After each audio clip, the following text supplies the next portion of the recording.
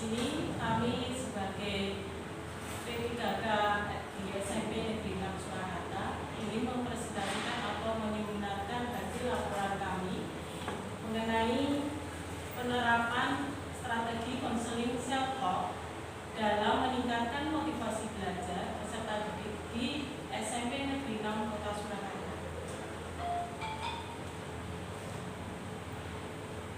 Saya adalah Penilai Utami Imtiaz Sarjana Psikologi dengan unit P3K 19-3 1207 2024 21 2019. Saya menjabat di sini sebagai guru bimbingan konseling. Kami berprofesi di unit kerja SMP Negeri 6 Surakarta. Dari hasil seminar ini nantinya dilatar belakangi dengan pembekalan kami sebagai P3K di Kota Surakarta, yaitu memiliki kewajiban untuk sebagai P3K setiap ASN termasuk P3K guru wajib memenuhi care value, yaitu berakhlak melalui orientasi tugas dan etika jabatan. Kemudian peran strategis orientasi P3K adalah kita di sini juga mengidentifikasi isu di lingkungan kerja kami, khususnya di SMP Negeri 6 Kota Surakarta. Kemudian merancang solusi berbasis perubahan sistemik. Untuk alur dari kami di sini melaksanakan orientasi, awal dari pembukaan pada masa orientasi pada tanggal 16 Mei 2025. Kemudian kami melaksanakan pembelajaran di RMS Solowasis pada tanggal 21 sampai dengan tanggal 5 Juli 2025. Evaluasi akademik atau LMS di Solowasis pada tanggal 10 dan sampai dengan tanggal 11 Juli 2025. Ada remedial juga pada tanggal 12 dan 13 Juni 2025. Kemudian orientasi tempat kerja yang saat ini kami laksanakan adalah pada tanggal 12 hingga tanggal 24 Juni 2025. Terakhir, kemudian kami melaksanakan seminar juga tentunya dilaksanakan pada hari ini, pada hari Rabu 25 Juni 2025 dan besok pada tanggal 26 Juni 2025. Evaluasi pelatihan juga akan dilaksanakan pada hari ini dan besok. Terakhir, penutup. Kami bekerja di Kota Surakarta dan dibawahi di Pemkot Surakarta juga memiliki visi Kota Surakarta adalah mewujudkan Surakarta sebagai kota budaya yang modern, tangguh, gesit, kreatif, dan sejahtera. SOTK atau struktur organisasi dari Kota Surakarta dibawa di atas naungan wali kota, yaitu Bapak Respati, dan dibawahi dengan sekda-sekdanya. Dan dari situ kita bernaung di dalam Dinas Pendidikan Kota Surakarta, khususnya di SMP Negeri 6 Kota Surakarta, yang memiliki visi terwujudnya insan yang berkarakter Pancasila, unggul dalam prestasi dan teknologi serta peduli lingkungan. Dan beberapa misi sekolah, yaitu satu, mewujudkan standar pelajaran minimum menuju standar maksimal pendidikan, mewujudkan kurikulum tingkat sekolah, mewujudkan proses pembelajaran yang efektif, mewujudkan sistem penilaian transparan dan akuntabel, mewujudkan pencapaian standar kompetensi lulusan, serta mewujudkan sarana prasarana sekolah yang optimal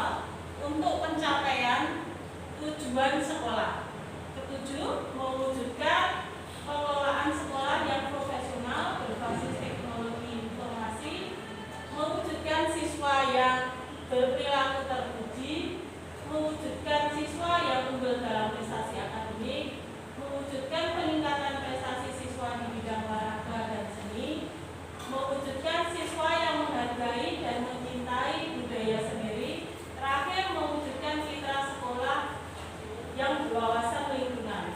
Dari materi yang saya berikan ini nanti, kita masuk ke misi bahwa kita mewujudkan siswa yang berprestasi dan lebih dalam pembelajaran yang efektif. Untuk struktur organisasi di SMP Negeri 6, kita di bawah naungan dari Bapak Kepala Sekolah, Bapak Dr. Andes Agus Siswanto, dan ada beberapa waka di sana, waka kesiswaan, waka kurikulum, waka sarpras, dan juga TU atau tata usaha yang membawai seluruh Bapak Ibu guru dan karyawan. Dari materi yang nanti kami angkat, kita mengangkat identifikasi isunya adalah: 1. Rendahnya motivasi belajar peserta didik. Di sini banyak peserta didik di SMP Negeri 6 Kota Surakarta menunjukkan gejala kurangnya semangat dalam belajar, seperti sering terlambat mengumpulkan tugas-tugas dari Bapak Ibu guru. Mereka biasanya kurang aktif dalam pembelajaran dan hasil akademiknya biasanya menurun karena rendahnya motivasi belajar tersebut. Kemudian identifikasi kedua, minimnya kesadaran diri peserta didik. Siswa cenderung kurang memiliki kesadaran terhadap pentingnya peran mereka sendiri dalam proses belajar. Hal ini berdampak pada pola pikir negatif, merasa malas, tidak percaya diri, atau mudah menyerah. Ketiga, identifikasi ketiga, belum dikenalnya strategi self-talk. Pendekatan self-talk sebagai bagian dari konseling kognitif belum banyak diterapkan di sekolah, padahal teknik ini berpotensi membantu siswa untuk mengelola pikiran dan perasaan secara positif untuk meningkatkan motivasi belajar. Rencana hasil kerja kami itu, isu yang kami angkat adalah rendahnya motivasi belajar. Kenapa rendah? Karena tadi adanya kurangnya kesadaran diri dan belum diterapkannya self-talk. Jadi penguasaan pada diri sendiri. Kemudian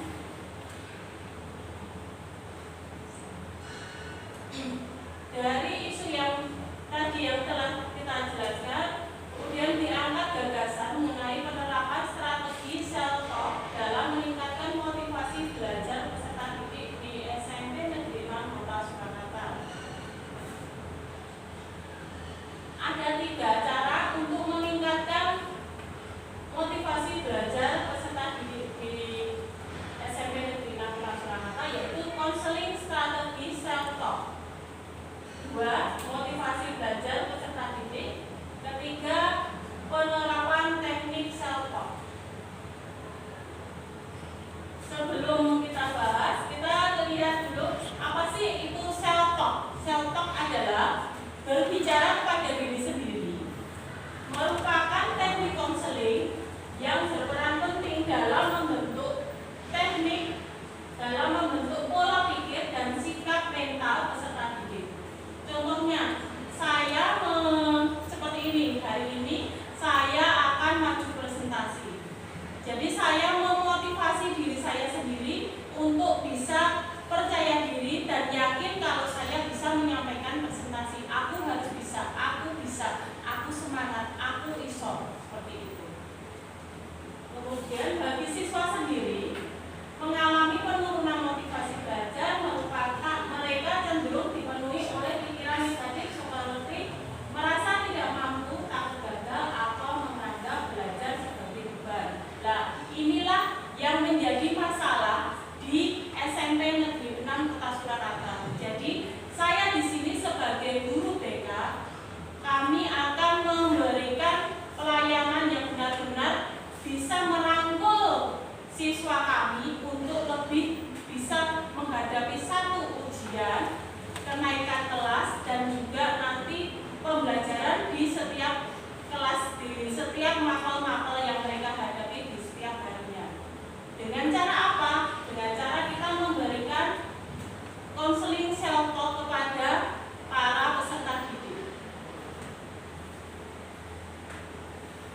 tujuannya, ini tujuan dari konseling self talk adalah membantu peserta didik membentuk pola pikir positif terhadap proses belajar. 2. Menumbuhkan kesadaran diri dan regulasi emosi melalui teknik self talk. 3. Meningkatkan motivasi melalui konseling terstruktur dan reflektif. Itu adalah 3 tujuan dari pemberian konseling self talk. Sedangkan manfaatnya, manfaat yang akan kita berikan kepada siswa itu kita 1. Berdamai dengan situasi yang tidak bisa dikontrol. 2. Membantu meredakan stres. 3. Meningkatkan performasi diri. 4. Menjadi pribadi yang senantiasa beraura positif. 5. Membantu melakukan self refleksi, jadi merefleksi diri sendiri. Nah, ada 2 jenis dari self talk positif. Seperti contohnya, saya memotivasi diri saya, aku harus bisa, aku semangat, aku bisa mengerjakan, aku bisa melewati. Itu adalah self talk positif. Jadi kalau kita sudah menanamkan self talk positif di dalam diri kita, di dalam benak pikiran kita, kita otomatis bisa yakin dan percaya kalau kita bisa seperti itu, bisa melewati semua itu. Tapi kalau kita mempunyai ketakutan atau kecemasan, kita juga terus menanamkan self talk yang negatif, maka self talk yang negatif itu akan membuat kita juga menjadi mundur, menjadi lebih takut seperti itu. Jadi kalau self talk negatif itu contohnya, enggak iso, aku tidak bisa, aku tidak mau, pasti aku nanti kalah seperti itu. Itulah contoh dari self talk negatif. Jadi dengan adanya self talk negatif, nanti diri kita menjadi semakin mundur, tidak akan bisa maju untuk meraih apa yang menjadi cita-cita kita. Nah, ini hasil kerja nantinya yang akan kami lakukan di pembelajaran besok. Itu adalah di semester pertama. Kegiatan ini difokuskan untuk memperkenalkan peserta didik terhadap konsep self talk dan membangun kesadaran diri akan pentingnya cara berpikir positif dalam proses belajar yang dapat dilakukan pada semester ini. Contohnya, kita membawa dulu siswa untuk apa sih self talk itu. Kita jelaskan dari pembelajaran itu. Terus kemudian kita mengidentifikasi siswa-siswa yang kiranya mempunyai hambatan dalam proses belajarnya. Contohnya, dia sering murung di kelas, dan kita tanya, apa sih yang menjadi hambatan mereka? Kok kamu sering diam di kelas, tidak ada interaksi sama teman-teman, sering menyendiri, ada apa? Nah, dari situ kita tahu, kita mengidentifikasi mereka, kita gali informasi mengenai apa penyebab dari mereka seperti itu. Kedua, di semester berikutnya diarahkan pada penguatan keterampilan self talk dan penerapan dalam situasi belajar yang lebih nyata dan beragam. Jadi setelah kita mengetahui apa yang menjadi kekurangan dia, kita bisa menanamkan kepercayaan diri kepada dia, bahwa dia itu benar-benar bisa melalui semua itu, bisa menghadapi semua itu dengan baik, dan pasti dia meraih semua cita-cita mereka.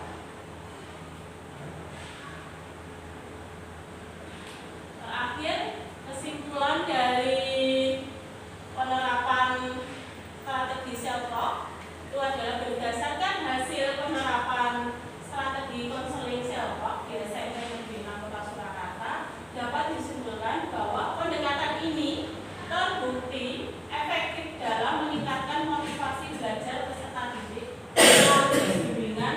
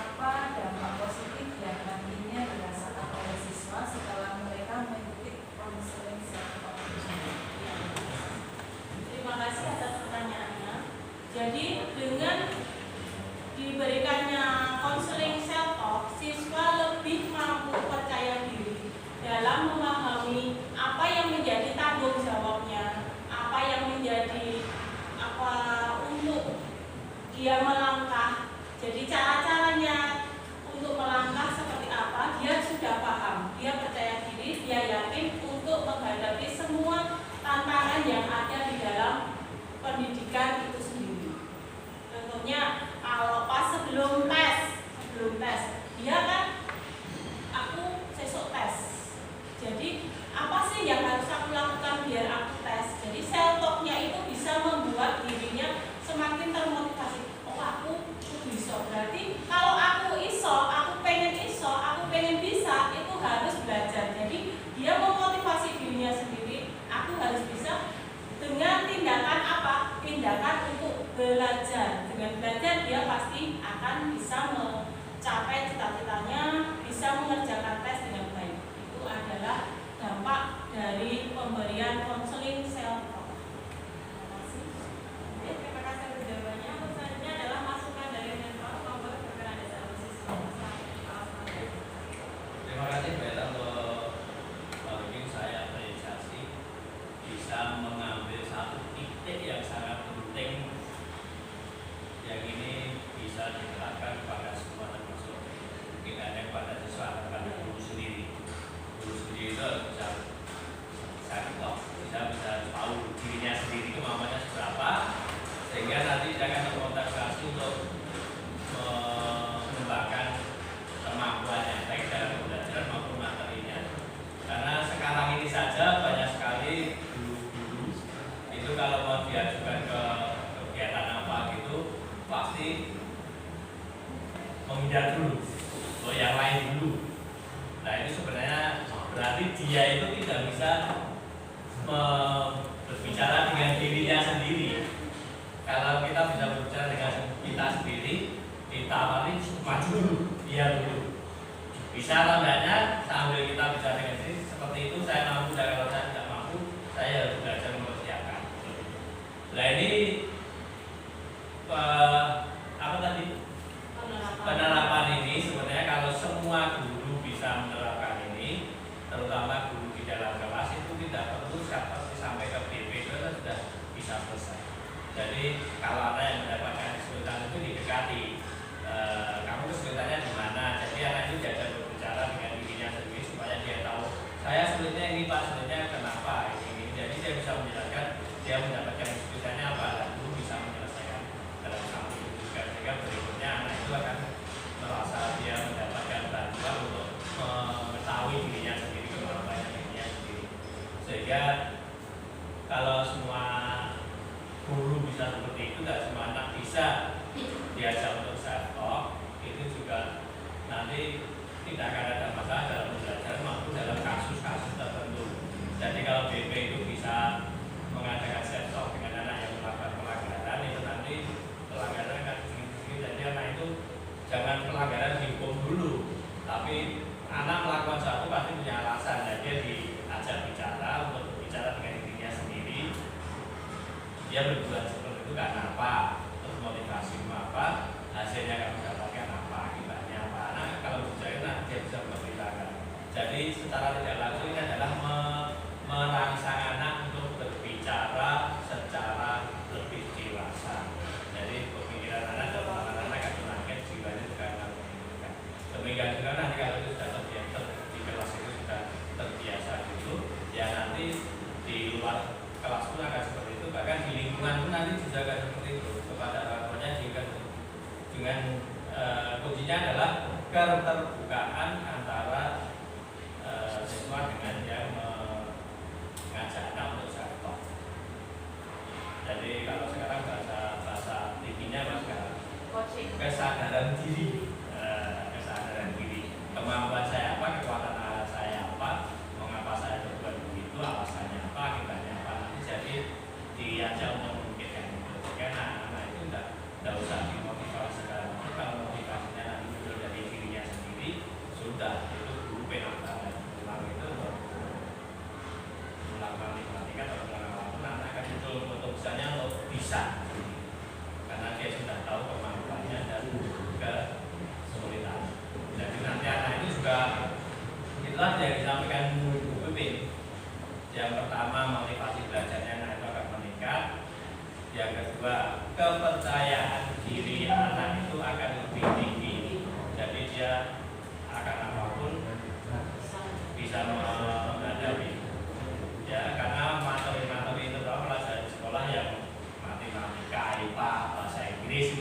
biasanya anak itu takut dulu, takut tidak bisa dulu.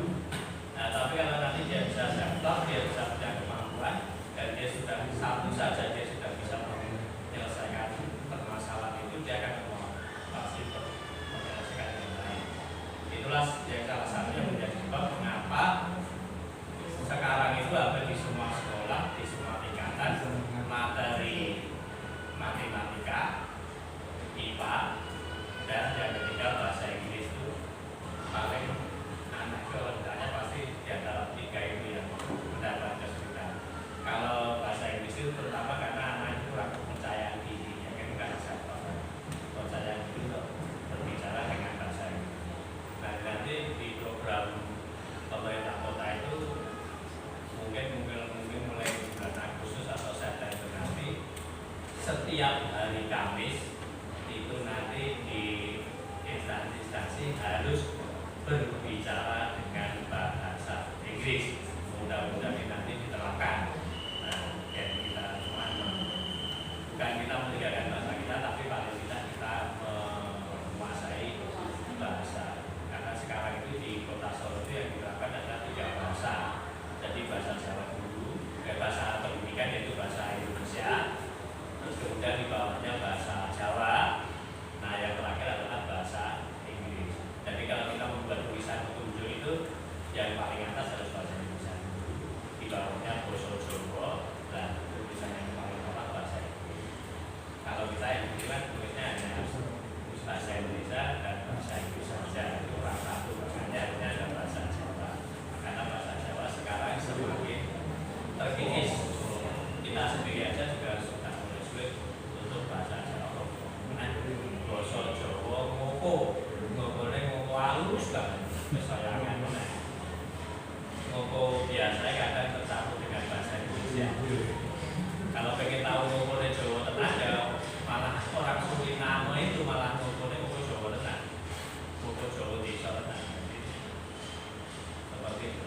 Nah, saat ini maksimal bisa kita terapkan kepada semuanya, tidak hanya kepada anak didik, kepada guru sendiri itu perlu saat ini karena guru itu selalu memiliki motivasi dan kepercayaan diri di depan kelas. Ada loh guru kalau ngajar di depan kelas sudah tidak percaya diri. Ada yang tahu berapa ya, kata tahun 2020 atau 2021 itu sudah diangkat jadi PNS guru, tapi saat mau dia suruh mengajar di depan kelas tidak berani, benar-benar tidak berani masuk kelas karena memang dia tidak punya kepercayaan, tidak bisa belajar sendiri. Akhirnya ya dia dioper ke pelaksana, jadi dipindah dari fungsional ke struktural karena memang dia benar-benar berani, padahal lulusannya yang lulusan fakultas pendidikan seperti itu, karena kepercayaan diri karena tidak bisa jadi kesadaran diri sekarang. Jadi seperti anak yang mengalami gangguan kejiwaan itu karena ya salah satunya ya karena kurang komunikasi dan dia tidak diajak untuk bisa melihat keunggulannya dia, kekurangannya apa. Nah, kekurangannya ini tentu dengan keunggulan itu. Nah sekarang kebanyakan guru itu yang melihat pada siswa itu malah kekurangannya. Nah banyak sekarang guru yang seperti itu, tinggal anak kurang apa itu masih umum. Padahal dia punya kelebihan, ya kelebihannya itu yang harusnya kita munculkan sambil nanti dimotivasi untuk mengembangkan kemampuannya yang kurang, sehingga nanti anak itu bisa tuntas dalam belajar. Gitu. Terima kasih untuk